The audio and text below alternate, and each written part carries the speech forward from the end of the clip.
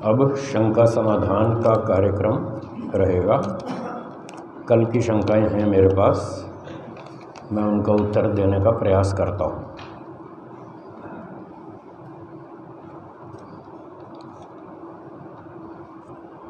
ध्यान करते समय जब ईश्वर से अपने दुखों का समाधान पूछता हूँ तो बहुत बार कुछ दृश्य चित्र दिख जाते हैं। वो दृश्य चित्र उस समस्या का 100% समाधान तो नहीं होते, परंतु समाधान का रास्ता तो लगते हैं। उस अनुभूति पर कैसे कोई एक्शन ले, क्या किसी विद्वान की सहायता ले, या स्वयं शुभ है या अशुभ कर्म है, इसका निर्णय लेवे।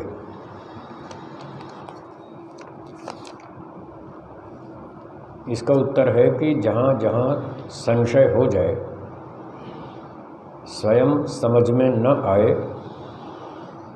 तो वहाँ विद्वानों की सहायता लेनी चाहिए। उनसे पूछना चाहिए कि मेरी ये स्थिति है, मैं इस समय क्या करूँ, मुझे समझ में नहीं आ रहा। फिर जो आपकी दृष्टि में योग्य विद्वान हो उनसे सलाह लें, वो आपको जैसा रास्ता बताएं वैसा परीक्षण करके देखें तो समाधान हो जाएगा।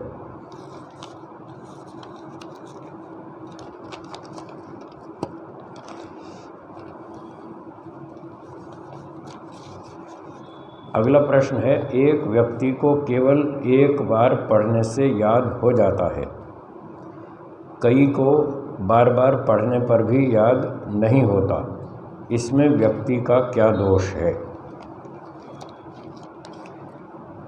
तो इसमें ये कमी रहती है, एक कमी तो ये रहती है कि ध्यान से ना पढ़ना। जो व्यक्ति ध्यान से नहीं पढ़ता तो वो कई बार पढ़ेगा तो भी याद नहीं होगा, और ध्यान से पढ़ेगा तो एक दो बार पढ़ने से भी याद हो जाएगा। तो एक कारण तो ये है, ध्यान से पढ़ना चाहिए। दूसरी बात, यदि किसी को उस विषय में रुचि है तो वो जल्दी याद कर लेगा। उस विषय में केमिस्ट्री है, फिजिक्स है, जो भी सब्जेक्ट है, यदि उसको रुचि है तो वो पाठ उसको जल्दी याद हो जाएगा। रुचि नहीं है तो बार बार पढ़ने पर भी याद नहीं होगा। तीसरी बात, उसका बुद्धि का स्तर अच्छा है, IQ लेवल अच्छा है, तो वो बात को जल्दी समझ लेगा और जल्दी याद कर लेगा। IQ कम हो तो भी उसको ऐसी कठिनाई आएगी। तो ये मुख्य कारण हैं जिसकी वजह से व्यक्ति को जल्दी याद होता है अथवा देर लगती है।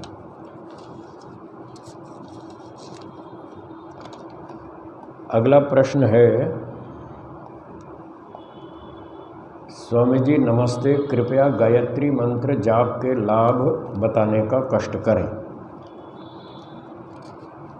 तो गायत्री मंत्र से अगर व्यक्ति मन को शुद्ध करके, मन एकाग्र करके पूरी श्रद्धा से गायत्री मंत्र का पाठ करे, अर्थ सहित जप करे और साथ साथ वो बुद्धि को बढ़ाने का प्रयत्न भी करे, पढ़ाई लिखाई करे, और भी जिन कार्यों से बुद्धि बढ़ती है उन कार्यों को करे, ध्यानपूर्वक करे, तो गायत्री मंत्र का पाठ करने से उसकी बुद्धि मंत्र पाठ से भी बढ़ती है। बुद्धि का स्तर ऊंचा हो जाता है, IQ लेवल बढ़ता है और ईश्वर उसकी बुद्धि को पवित्र बनाता है, उसको अच्छी दिशा में प्रेरित करता है। ये गायत्री मंत्र का पाठ करने से लाभ होता है। धियो यो नः प्रचोदयात्, ये जो मंत्र का खंड है ये कहता है हमारी बुद्धि को उत्तम गुण कर्म स्वभावों में प्रेरित कीजिए। तो ये सिर्फ कहने की बात नहीं है, ये वास्तव में है, ऐसा होता है। पर होता तभी है जब व्यक्ति उसके लिए पूरी मेहनत करे, ईमानदारी से मेहनत करे तो बिल्कुल फल मिलता है, निश्चित रूप से मिलता है। बुद्धि शुद्ध होती है, पवित्र होती है, उसका IQ लेवल भी बढ़ता है। तो ये इसके बहुत सारे लाभ हैं। आगे प्रश्न है कि राग द्वेष से ही सकाम कर्म होते हैं, कैसे? थोड़ा विस्तार से समझाएं। एक व्यक्ति को अपने बच्चों से राग है, होता ही, सबको होता है।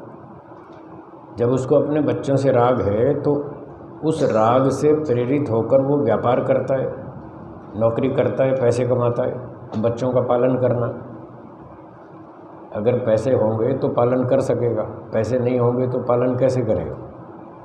तो वो जो नौकरी करता है, व्यापार करता है, पैसे कमाता है, बच्चों के राग के कारण से करता है। फिर एक व्यक्ति किसी पर झूठा आरोप लगाता है। क्यों लगाता है? उसको उससे द्वेष है, उसने कोई उसकी हानि कर दी, नुकसान कर दिया, तो द्वेष हो गया। द्वेष के कारण वो फिर उसके विरुद्ध योजना बनाता है, झूठा आरोप लगाता है, उसको बदनाम करता है। ये द्वेष से प्रेरित होकर कर्म हो रहा है। तो इस प्रकार से राग द्वेष से प्रेरित होकर व्यक्ति अच्छे बुरे काम करता है। ये सारे सकाम कर्म हैं।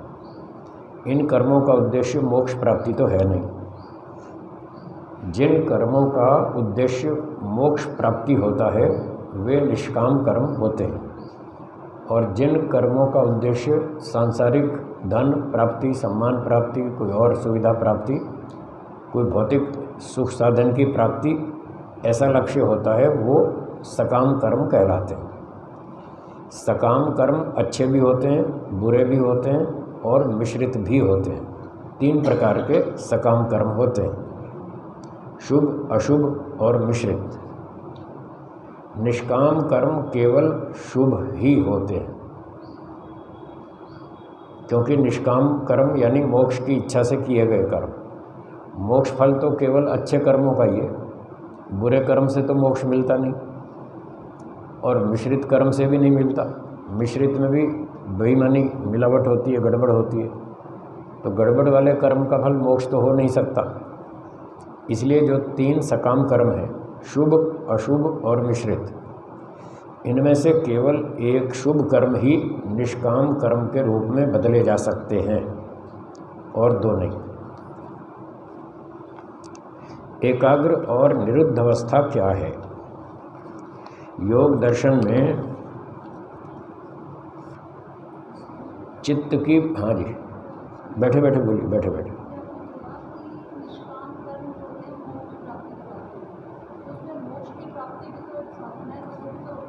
मोक्ष की प्राप्ति की भी कामना है, हाँ है। निष्काम का मतलब ऐसा नहीं है कि जिस कर्म की पीछे कोई भी कामना ना हो, ये अर्थ गलत है। ये परिभाषा किसी शास्त्र में नहीं लिखी है, ये अनाड़ी लोगों की परिभाषा है। अज्ञानी लोगों ने ऐसी परिभाषा बना ली, ये परिभाषा गलत है। ऐसा कोई कर्म जीवात्मा नहीं कर सकता जिसके बदले में वो कुछ भी कामना ना करे फल की, असंभव है, कर ही नहीं सकता, क्योंकि उसमें बहुत सारी कमियां हैं। अपनी कमी को पूरा करना चाहता है वो। अब जो कमी है वो उसकी पूर्ति के लिए ही कर्म करता है, फ्री में नहीं करता वो। या तो उसे मोक्ष फल दो या धन सम्मान दो, कुछ तो दो। अब आप उससे काम कराए जाओ, ना तो रोटी खाने को दो ना मोक्ष दो, तो क्यों करेगा? पागल थोड़ी। हाँ पागल तो करेगा वो तो पागल है, मूर्ख है, उसका कोई हिसाब नहीं। बुद्धिमान व्यक्ति बिना फल की कामना के कर्म नहीं करेगा। इसलिए सकाम का अर्थ है जिस कर्म के पीछे सांसारिक सुख की कामना हो। हाँ जी, क्या अर्थ है सकाम का? सांसारिक सुख की कामना जब हो तो वो कौन सा कर्म? और इसी का निषेध है केवल। जब सांसारिक सुख की कामना न हो, बस इतना ही कामना का निषेध है, टोटल कामना का निषेध नहीं है। जब सांसारिक सुख की कामना न हो वो निष्काम, तो फिर कौन सी कामना हो? मोक्ष की कोई ना कोई कामना तो रहेगी। शास्त्रों में लिखा है काममयो ही अयम पुरुषः, ये जो आत्मा है ये कामनाओं का पुतला है। जैसे कहते हैं ना ये आदमी तो गलतियों का पुतला है, वो गलतियां होती ही रहती हैं। जैसे ये पुतला शब्द है, ऐसा ही शास्त्र में कामनाओं का पुतला लिखा है। आत्मा वो कामनाओं का पुतला है, भरा पड़ा है कामनाओं से। कामना तो है ही उसकी, सोते उठते बैठते चलते फिरते हर समय कोई ना कोई मन में कामना रहती है। तो कामना तो स्वाभाविक गुण है उसका, स्वाभाविक गुण कभी छूटता नहीं, इसलिए कामना नहीं छूटेगी। मोक्ष की कामना भी कामना है, बिल्कुल सही है। और उस कामना से किया गया कर्म निष्काम कर्म कहलाता है, और सांसारिक सुख की कामना से किया गया सकाम कर्म कहलाता है। ये शास्त्रों में परिभाषा महर्षि दयानंद जी ने लिखी है, जिसको पढ़नी हो ऋग्वेद आदि भाष्य भूमिका में पढ़ गई, वहाँ ये दोनों परिभाषा लिखी है, सकाम की और निष्काम की। केवल ईश्वर ही एक ऐसा पदार्थ है जो बिना फल की कामना के कर्म करता है। केवल ईश्वर, वो कोई फल की कामना नहीं करता, उसे कुछ नहीं चाहिए। क्यों नहीं कामना करता? उसमें कोई कमी नहीं है, ईश्वर में कोई कमी नहीं है। इसलिए जब कमी ही नहीं है तो किस कमी की पूर्ति के लिए काम करेगा? उसमें कोई कमी है ही नहीं। सिर्फ अकेला ईश्वर ही ऐसा करता है कि वो फल की इच्छा नहीं रखता, बाकी तो सब करते हैं। एकाग्र और निरुद्ध अवस्था क्या है? योग दर्शन में चित्त की 5 अवस्थाएं बतलाई हैं। हाँ जी, कहाँ गए माइक वाले?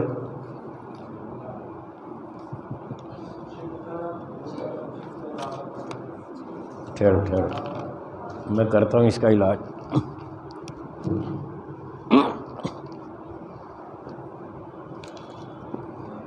चित्त की 5 अवस्थाएं बताई हैं योग दर्शन में।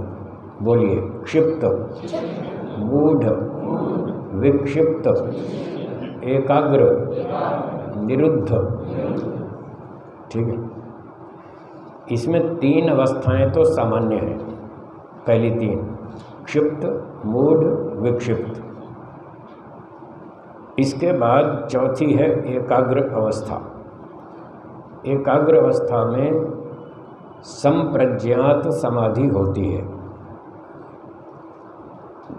2 प्रकार की समाधि योग दर्शन में बताई है, संप्रज्ञात और असंप्रज्ञात। बोलिए कौन कौन सी? संप्रज्ञात और असंप्रज्ञात। जब संप्रज्ञात समाधि होती है तो चित्त की एकाग्र अवस्था होती है। उस अवस्था में जीवात्मा प्राकृतिक वस्तुओं की अनुभूति करता है, साक्षात्कार करता है अंदर मन से। मन के माध्यम से 5 महाभूत और 5 तन्मात्राएं, मन, बुद्धि, इंद्रियां, अहंकार, इन तत्वों की अनुभूति करता है। उसको एकाग्र अवस्था कहते हैं अथवा संप्रज्ञात समाधि कहते हैं। और इसमें जीवात्मा की अनुभूति भी करता है। प्राकृतिक तत्व और जीवात्मा, इन दोनों की अनुभूति संप्रज्ञात समाधि में करता है। इसको एकाग्र अवस्था कहते हैं। फिर 5वीं अवस्था है जिसका नाम है निरुद्ध। निरुद्ध अवस्था में असंप्रज्ञात समाधि होती है। कौन सी? असंप्रज्ञात। उसमें ईश्वर की अनुभूति करता है, ईश्वर का साक्षात्कार या अनुभूति करता है, वो असंप्रज्ञात समाधि है।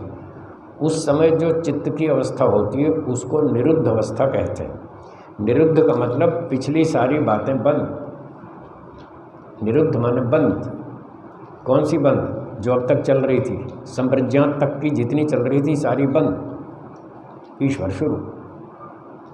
यह है निरुद्ध अवस्था। ठीक है।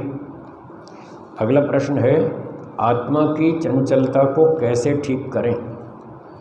क्या आत्मा की भी अवस्था होती है? हाँ जी, आत्मा की भी अवस्था होती है। ये जो चंचल अवस्था है ये है तो आत्मा की, कोई कह देते हैं मन की है तो आत्मा की। तो आत्मा की अवस्था, चंचल अवस्था को कैसे ठीक करें? अष्टांग योग का अभ्यास करें, ये उपाय है। यम नियम का पालन करें, शास्त्रों का अध्ययन करें, दिनचर्या को ठीक बनाएं, रात को जल्दी सोएं, सुबह जल्दी उठें, व्यायाम करें, ब्रह्मचर्य का पालन करें, अपना यज्ञ करें, ऋषियों के ग्रंथ पढ़ें, सत्य बोलें, ईमानदारी से जिएं, दूसरों की सहायता मदद करें, परोपकार की भावना से जीवन जिएं, स्वार्थ, लोभ, अविद्या, काम, क्रोध, ईर्ष्या, द्वेष, इन सब दोषों को दूर करें। आत्मा की अवस्था ठीक हो जाएगी, चंचलता धीरे धीरे कम हो जाएगी और एकाग्र अवस्था आ जाएगी। ये उपाय है। इतना प्रवचन सुनने के बाद मोक्ष लक्ष्य क्यों नहीं बन पा रहा? ठीक बात, ठीक बात। इसलिए नहीं बन पा रहा कि पिछले संस्कार कम हैं। क्या बोला?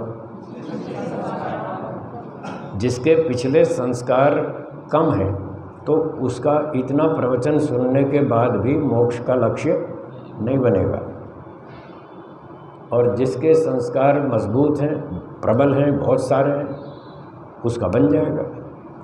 तो जिसके कम हैं तो कोई बात नहीं, चिंता क्या करनी, चिंता नहीं करनी, बनाओ। पीछे कम है तो अब बनाओ, पिछला बैलेंस कम है तो अब मेहनत करो, नए कमाओ। बस यही उपाय है। निराश नहीं होना, उदास नहीं होना कि साहब इतनी मेहनत कर रहे हैं फिर भी कुछ नहीं हो रहा। अगर आप इतनी नहीं करते तो कहीं शराब खाने में होते, कहीं जुआ घर में जुआ खेल रहे होते, कहीं पार्टी में डांस कर रहे होते, उससे तो बच गए। क्यों जी? उससे तो बच गए ना। तो ये भी कोई कम उपलब्धि नहीं है। आप शराब पीने नहीं जाते, जुआ खेलने नहीं जाते, उल्टे सीधे काम नहीं करते, उस बुराइयों से बच गए, ये भी कम नहीं है, ये भी अच्छी उपलब्धि है। इतना सुनने से आपको ये लाभ हुआ कि वहाँ जाने से बच गए। तो ऐसे धीरे धीरे ये काम करते रहिए, पुरुषार्थ करते रहिए, संस्कार और बढ़ेंगे और धीरे धीरे आप भी इस मार्ग पर आगे चल पड़ेंगे, आपका लक्ष्य भी बन जाएगा।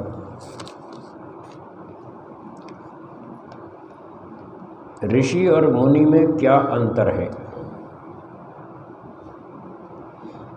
कहीं कहीं तो ये दोनों शब्द पर्यायवाची हैं। ऋषि और मुनि दोनों पर्यायवाची शब्द हैं। महर्षि दयानंद जी महर्षि गौतम जी के लिए कहीं तो ऋषि शब्द लिखते हैं, कहीं मुनि भी लिखते हैं। गौतम मुनिकृत न्याय दर्शन, वत्सायन मुनिकृत भाष्य। तो ऋषि और मुनि वो पर्यायवाची मान के चलते हैं, कहीं कहीं ऐसा है और कहीं कहीं थोड़ा अंतर भी है। मुनि शब्द का अर्थ है मनन करने वाला। क्या अर्थ है? मनन करने वाला, जो प्रायः गृहस्थ आश्रम पूरा करके वानप्रस्थ में चले जाते हैं तो उनको मुनि नाम से कहते हैं। मुनि इसलिए कहते हैं कि अब वो मनन करेंगे, खूब मनन करेंगे, अभी प्रवचन नहीं करेंगे। प्रवचन तो सन्यासी का काम है, प्रचार करना, देश देशांतर में घूमना, लोगों की अविद्या को दूर करना, वेद प्रचार करना, ये सन्यासी का काम। पर वो तो अपनी शास्त्रीय योग्यता भी ऊंची हो और वैराग्य समाधि भी हो, तब वो काम शुरू करना चाहिए। वो काम ऊंची अवस्था का है, बाद का है। पर जब तक व्यक्ति उस अवस्था में नहीं पहुंचा, तब तक उसको ये सारी बातें अपने अंदर विकसित करनी है, शास्त्रों का ज्ञान विकसित करना है, उद्बुद्ध करना है। तो उस काम के लिए उसको मनन करना होता है। तो गृहस्थ छोड़ के वो जंगल में एकांत में जाकर मनन करता है, मौन रखता है, कम बोलता है, शास्त्रों पर, ईश्वर पर खूब मेहनत करता है। तो ये मनन करने का काम होने से उसको मुनि कहते हैं। इसलिए प्रायः जो वानप्रस्थ लेता है उसको मुनि नाम दे देते हैं। ठीक है? तो इस अर्थ में मुनि का अर्थ है मननशील, विचार करने वाला, चिंतन करने वाला, इस प्रकार से आगे बढ़ने वाला। ऋषिकृत ग्रंथ कहा जाता है, लेकिन कपिल मुनि, कणाद मुनि या ब्रह्म मुनि के नाम के साथ तो मुनि विशेषण या पद है। इसे हम कैसे समझें? तो मैंने बता ही दिया, मुनि का अर्थ है मनन करने वाला। यदि वो वानप्रस्थी है तो वो छोटे स्तर का है, और ऋषि है तो ऊंचे स्तर का है। वो भी मनन तो करता ही है। मनन तो ऋषि मुनि ये सारे ही करते हैं, वानप्रस्थी भी और ऋषि भी। प्रश्न लिखा है, क्या परमात्मा मनुष्य के साथ होने वाली भविष्य की घटनाओं को जानता है? सारी घटनाओं को नहीं जानता। अब आपको झटका लगेगा, अरे ईश्वर भी नहीं जानता? सब घटनाओं को ईश्वर भी नहीं जानता। क्यों नहीं जानता? व्यक्ति कर्म करने में स्वतंत्र है या परतंत्र है? स्वतंत्र। स्वतंत्र का मतलब क्या? मैं अपनी इच्छा से काम करूं या दूसरे के दबाव से? मेरी इच्छा से करूंगा तो मैं स्वतंत्र हूं। अगर दूसरे के दबाव से करूंगा, दूसरे ने जो फिक्स कर रखा है कि मैं 28 अक्टूबर को ये काम करूंगा, अगर पहले से फिक्स है तो मैं स्वतंत्र कहाँ? फिर तो मुझे वही करना पड़ेगा। तो अगर ईश्वर पहले से जानता है कि मैं 27 सितंबर को क्या करूंगा, 28 जनवरी को क्या करूंगा, 25 फरवरी को क्या करूंगा, यदि वो पहले से जानता है और मुझे वही करना पड़ेगा, तो मैं स्वतंत्र नहीं हूँ। और यदि मैं स्वतंत्र हूँ तो कुछ भी लिखा हुआ नहीं है, कुछ भी पहले से डिसाइड नहीं है, मेरी मर्ज़ी है, मैं जो मर्ज़ी करूँ। जब तक मैं योजना नहीं बनाऊँगा, जब तक मैं सोचूंगा नहीं, योजना नहीं बनाऊंगा, तब तक उसको कोई भी नहीं जानता। ईश्वर भी नहीं जानता, आप भी नहीं जानते, कोई भी नहीं जानता। आप क्या करेंगे? आपने कोई योजना नहीं बनाई तो उसको दूसरा व्यक्ति नहीं जानता। ये भविष्यवाणी हस्तरेखा है तो पागल लोग काम का मूर्ख बना रहे हैं, लोगों को बेवकूफ़ बना रहे हैं, खाम खा पैसे लूट रहे हैं। जनता बेचारी समझती नहीं और उनको ये मूर्ख बनाते हैं, पैसे लूटते हैं। जब मैं योजना बना लूँगा, मैं स्वतंत्र हूँ, मेरी इच्छा से, अपनी बुद्धि से, मेरे संस्कारों से मैं योजना बनाऊँगा कि मैं 22 फरवरी को ये करूँगा, 28 जनवरी को ये करूँगा। जैसे ही योजना बनाऊँगा, ईश्वर उसे जान लेगा। फिर 2-4 दिन बाद मैं अपनी योजना बदल भी सकता हूँ। ऐसा नहीं है कि एक बार बना ली तो बना ही ली, फिर बदलूँगा नहीं। बदलते भी हैं, कितने सारे लोग बनाते हैं, योजना बनाते हैं, शिविर में आएंगे, फिर कैंसिल कर देते आप में भी बहुत सारे लोगों ने सूचना दी थी हम शिविर में आएंगे, फिर कुछ लोगों ने कैंसिल कर दी। कोई परिस्थिति आ गई, कोई समस्या आ गई, मजबूरी आ गई, तो यात्रा कैंसिल हो गई, शिविर कैंसिल हो गया। तो जो हम सोचते हैं, विचार करते हैं, योजना बनाते हैं, उसकी कोई गारंटी नहीं है कि जो हमने बनाई योजना वो ऐसी होगी ही, कोई गारंटी नहीं। परिस्थिति बदलने पर हम अपनी योजना बदल देते हैं। तो जब योजना बदलते हैं तो ईश्वर उसे भी जान लेता है, इसने अपनी योजना बदल दी। तो जैसे जैसे हम सोचते जाते हैं, करते जाते हैं, ईश्वर वैसे वैसे जान लेता है कि अब इसने योजना बनाई, अब बदल दी, अब इतनी बदली, आगे पता नहीं पूरी बदल दे, कुछ भी कर सकता है, ये स्वतंत्र है। तो इस प्रकार से ईश्वर हमारी भविष्य की घटनाओं को नहीं जानता। हाँ जी बोलिए, थोड़ा ज़ोर से बोलिए, ज़ोर से बोलिए।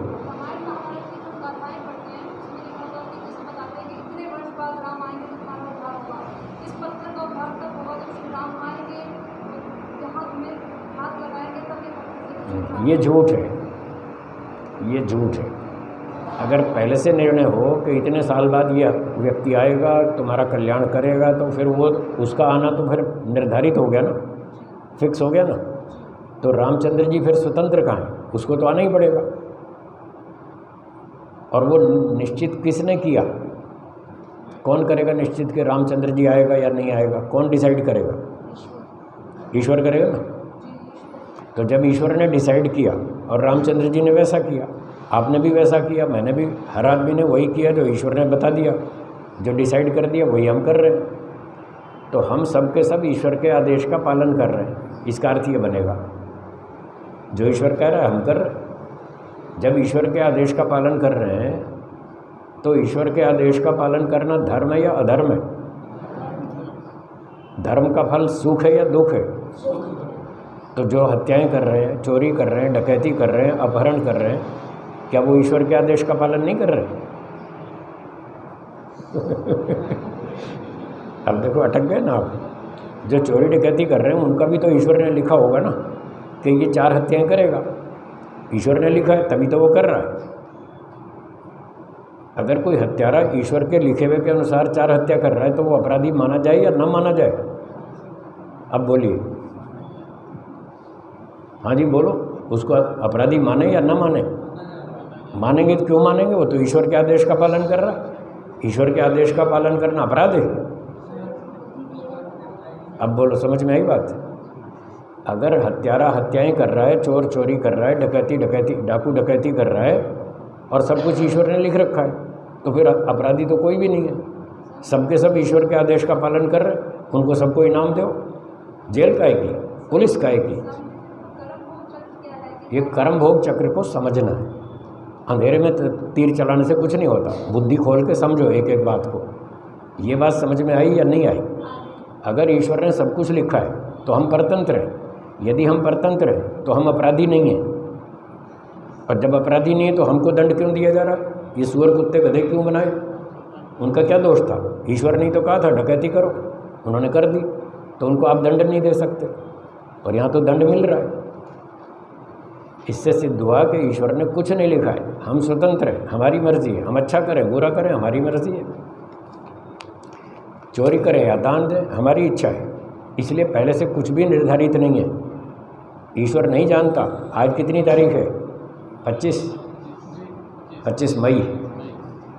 तो 2 अक्टूबर को, 16 अक्टूबर को, 26 नवंबर को हम और आप क्या करेंगे जब तक हमने नहीं सोचा? ईश्वर नहीं जानता। जब हम सोचेंगे, योजना बनाएंगे, तब वो जान लेगा। और फिर पता नहीं वो हो पाएगी या नहीं हो पाएगी, परिस्थितियाँ कितनी बदलेंगी, कितनी योजनाएं कैंसिल होंगी, कितनी आधी होंगी, पूरी होंगी, जो होगी वो परिस्थिति बताएगी। इसलिए ईश्वर नहीं जानता।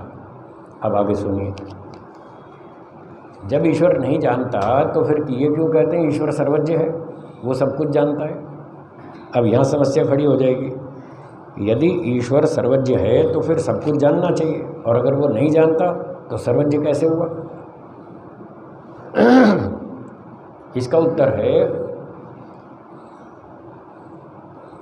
मनुष्य क्या क्या कर सकता है। हाँ जी बोलिए, क्या कहा मैंने? इस बात को जानता है। ईश्वर हमारी क्षमता को जानता है, हमारी कैपेसिटी को जानता है कि मनुष्य जो है वो कर्म करने में स्वतंत्र है। यदि अच्छे से अच्छा काम करेगा तो क्या करेगा? अच्छे से अच्छा, सबसे ऊंचा काम वो ये कर सकता है, उसकी आखिरी लिमिट ये है। और बुरे से बुरा करेगा तो बॉटम में ये कर सकता है, इससे नीचे नहीं कर सकता। अर्थात कर्मों की जो स्वतंत्रता से जो कर्मों की लिस्ट है, सूची, कि घटिया से घटिया काम ये और बढ़िया से बढ़िया ये, उस लिस्ट को वो A to Z पूरी जानता है, लिस्ट पूरी जानता है। इसलिए उसकी सर्वज्ञता में कोई कमी नहीं। हम क्या क्या कर सकते हैं वो सब जानता है, परंतु उस लिस्ट में से कब कौन क्या करेगा ये नहीं जानता, क्योंकि वो डिसाइड नहीं है पहले से। है जी? जैसे लौकिक उदाहरण, एक आदमी गला काट सकता है, दूसरे का गला काट सकता है। जैसे आतंकवादी लोग काटते हैं, तोप से उड़ा सकता है, गोली मार सकता है, फांसी में लटका सकता है, डकैती कर सकता है, चोरी कर सकता है, दान दे सकता है, यज्ञ कर सकता है, समाधि लगा सकता है, परोपकार कर सकता है, शास्त्र लिख सकता है, विद्या पढ़ा सकता है। ये हमारी क्षमता है। तो घटिया से घटिया और बढ़िया से बढ़िया समाधि लगाना, ये सारे काम ईश्वर जानता है। उसको पूरी करोड़ों प्रकार के कर्म हैं, वो करोड़ों प्रकार के कर्मों की पूरी लिस्ट जानता है। ऐसा कोई भी काम मनुष्य नहीं कर सकता जो ईश्वर की लिस्ट में ना हो। और आज आपने नया काम कर दिया और ईश्वर को पहली बार जानने को मिला, अच्छा ये आदमी ऐसा भी कर सकता है, ओहो ये तो आज ही पता चला, अब तक तो पता ही नहीं था ये ऐसा भी कर सकता है। क्या ऐसा आश्चर्य ईश्वर को कभी होगा? इसीलिए तो नहीं होगा कि उसको सब मालूम है, आप क्या क्या कर सकते हैं उसको सब पता है, उसके लिए कोई नया काम नहीं है। हमारे लिए होता है क्योंकि हमारी बुद्धि कम है, हम तो थोड़ा सा जानते हैं। जब कोई हमारी जानकारी से बाहर कोई विचित्र सा कार्य होता है और हमें पहली बार जानने को मिले तो हमको आश्चर्य होता है, अच्छा मनुष्य 20 फुट ऊंचा भी कूद सकता है, ऐसा तो आज ही पता चला। वो एथलीट्स होते हैं ना जो दौड़ लगा के हाई जंप लगाते हैं, वो एक लकड़ी लेके आते हैं और लकड़ी की सहायता से लंबा ऊंचा कूद जाते हैं, उनकी टेक्निक होती है। पर हमने कभी देखा नहीं। जब आप पहली बार देखेंगे तो आपको आश्चर्य होगा, अच्छा आदमी 20 फुट ऊंचा भी कूद सकता है। लेकिन आपने 1 बार 2 बार 10 बार देख लिया, अब 11वीं बार जब देखेंगे कि कोई 21 फुट कूदा तो आपको आश्चर्य नहीं होगा, आप हाँ ये तो 10 बार देख चुके हैं, कोई नई बात थोड़ी है। जब नई बात होती है तो आश्चर्य होता है, और यदि वो खराब घटना हो तो दुख भी होता है। नई घटना हो, हमारी जानकारी में पहली बार आए और ख़राब भी हो, जैसे मान लो किसी ने बंदूक उठाई, अमेरिका की घटना सुनते हैं, बच्चों ने, एक बच्चे ने बंदूक उठाई और 22 बच्चे मार दिए स्कूल में और 3 टीचर मार दिए। तो जब ये घटना हम सुनेंगे, अच्छा अमेरिका में ऐसा होता है, तो हमको आश्चर्य होगा कि बच्चे भी स्कूल में पिस्तौल ले जाते हैं और वहाँ टीचरों को मारते हैं, बच्चों को मारते हैं। तो ये हमारे लिए अजीब सी घटना है, नई सी घटना है और ख़राब घटना है, इसलिए दुख भी होता है, आश्चर्य भी होता है और दुख भी होता है। तो इस प्रकार की घटनाएं जो हमारे लिए नई हैं उसमें हमको आश्चर्य होता है। ईश्वर के लिए ऐसी कोई घटना नहीं है जो नई हो उसके लिए, जो वो पहली बार जानेगा और उसको आश्चर्य हो जाए, ऐसी कोई घटना नहीं है। इसलिए ईश्वर सर्वज्ञ है, उसकी लिस्ट में पूरी जानकारी है कि मनुष्य किस किस प्रकार के कर्म कर सकता है, पर उस लिस्ट में से कब कौन सा कहाँ क्या करेगा ये डिसाइड नहीं है। यही जीव की स्वतंत्रता है। तो जब इस तरह से मानेंगे तो दोनों बातों में कोई टकराव नहीं आएगा और पूरी बात समझ में आएगी कि जीव कर्म करने में स्वतंत्र भी है और ईश्वर सर्वज्ञ भी है। इस प्रकार से समझने में कोई समस्या नहीं है, ठीक है। तो हाँ, बाकी कुछ भविष्य की घटनाएं ऐसी हैं वो ईश्वर जानता है, ईश्वर भी जानता है, आप भी जानते हैं, हम भी जानते हैं, ये बच्चे भी जानते हैं, ये बच्चे भी जानते हैं भविष्य की बहुत सारी घटनाएं। जैसे क्यों बेटा, कल सुबह सूर्य उदय होगा या नहीं होगा? देखो इसको पता है, इसको भी पता है। और ये भविष्य की घटना है, कल सुबह सूर्य उदय होगा, परसों भी होगा, अगले दिन भी होगा, होगा ना, हर रोज़ होगा। इन बच्चों को भी पता है। तो ऐसी कॉमन बातें, जो आदमी जन्म लेता है वो मरेगा, आपको सबको पता है। जो चीज़ बनती है वो टूटेगी, आपको सबको पता है, पर कब टूटेगी ये पता नहीं है।